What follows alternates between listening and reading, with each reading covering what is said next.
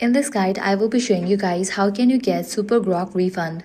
Let's get started. If you have subscribed to Grok on Super Grok plan, the first thing you should understand is that refunds are not always guaranteed.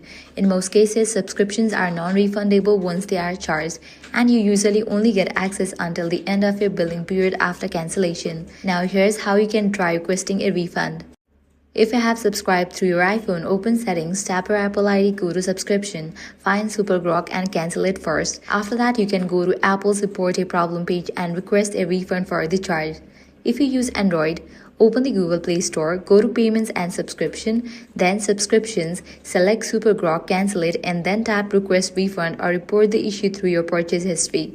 If you subscribe directly through the website, go to the official Grok or XAI account page, log in and check the billing or settings section. From there, you can cancel your subscription and contact support for a refund request. You can also reach out to support directly through XAI's contact page. Now here's the important part. Refunds are usually only approved in special cases like billing errors, duplicate charges, or legal requirements. Otherwise, most cancellations simply stop future billing without giving money back. And that's it. That's how Super Grok refunds work and how you can try to get your money back. If this guide helped you out, do not forget to like, share, and subscribe.